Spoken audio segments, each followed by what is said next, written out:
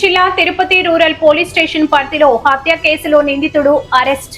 Tirupati rural police station పరిధిలో అడపారెడ్డిపల్లిలో జరిగిన హత్య కేసుకు సంబంధించి వివరాలు Chandragiri DSP Tirupati rural CI మీడియాకి వివరించారు.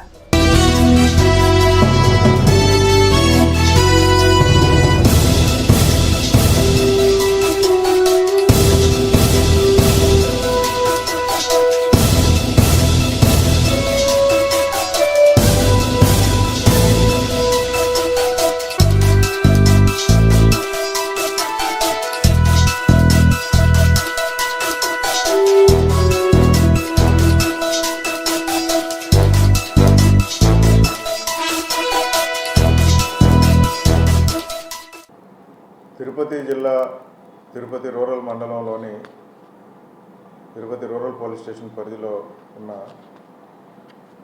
దుర్గసముద్రం పంచాయతీలోని అడపారెడ్డిపల్లిలో ఈ నెల 15వ తారీఖు అర్ధరాత్రి కాదు 10:30 ప్రాంతంలో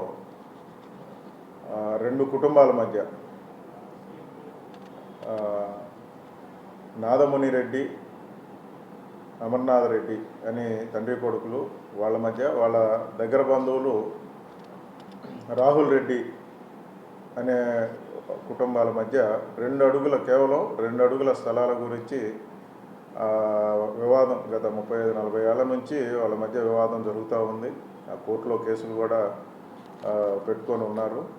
అయినా కానీ ఆ సమస్య పరిష్కారం కాకపోవడంతో ప్రతి చిన్నదానికి వాళ్ళు తరచూ గొడవ పడటం, ఒకళ్ళ మీద ఒకళ్ళ కక్షా కార్పణ్యాలు పెంచుకొని ఒకళ్ళనొకళ్ళు కొట్టుకోవటం ఇది జరుగుతూ ఉంది. ఈ క్రమంలో గత వారం 10 రోజుల నుంచి ఒక నెల రోజుల నుంచి మళ్ళీ ఈ సమస్య గురించి 2 అడుగుల బాట గురించి ఆ వివాదం గురించి ఈ ముద్దాయి ఎవరైతే ఉన్నారో రాహుల్ రెడ్డిని ఈ అమర్నాథ్ రెడ్డి కొట్టడం జరిగింది. వాళ్ళ పిల్లలు కూడా క్రికెట్ ఆడుకునేటప్పుడు చిన్న గొడవ పడి దాని మీద ఆ గొడవలు ఇంకొంచెం మనసులో పెట్టుకొని ఇది పొద్దాక పునరావృతం అవుతుందని ఈ రాహుల్ రెడ్డి వయసు కేవలం 19 సంవత్సరాలు, ఇంటర్మీడియట్ వరకు చదువుకున్నాడు. చదువు మానేసి ఈ చిన్న 2 అడుగుల వివాదం గురించి తన ఆలోచనలన్నీ మారి డైవర్ట్ అయిపోయి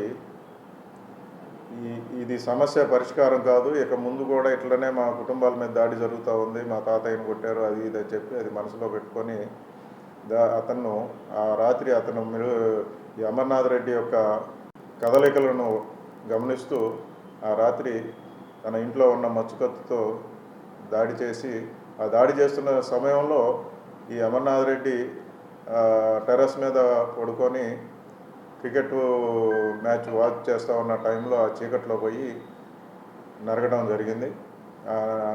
విచక్షణారహితంగా నరగటం వల్ల అతను అక్కడెక్కడే స్పాట్లోనే చనిపోయాడు.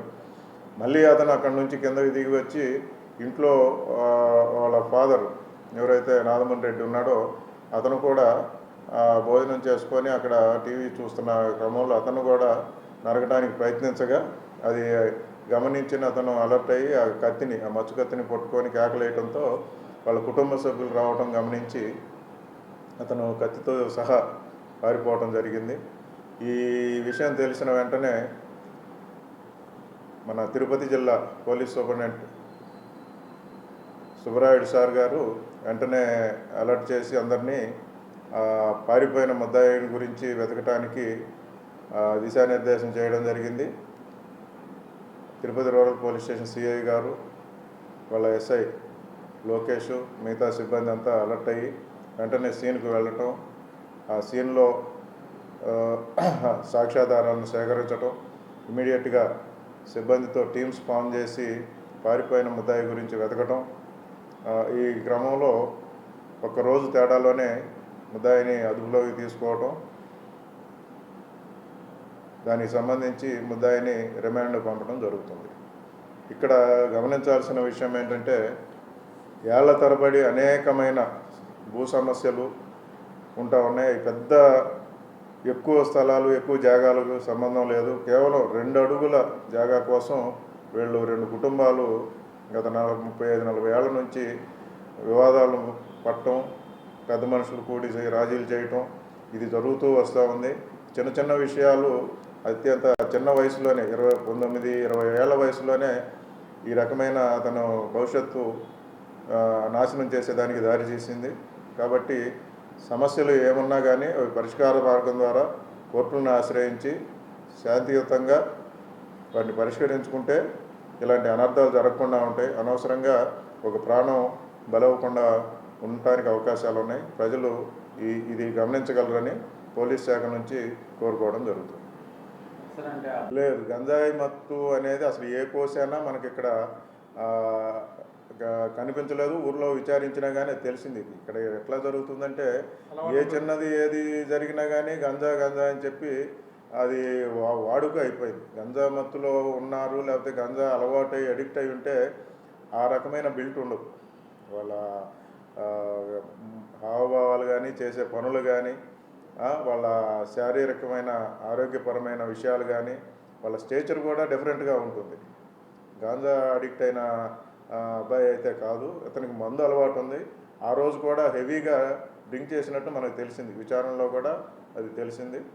ముద్దాయిని అరెస్ట్ చేసి అతని దగ్గర కత్తిని స్వాధీనం చేసుకొని పోలీసుల్ని ఎస్పీ సుబ్బారాయుడు గారు అభినందించారు. దీని గురించి, ఈ గాంజా గురించి లేనిపోయిన ప్రాపగాండా జరుగుతూ ఉంది.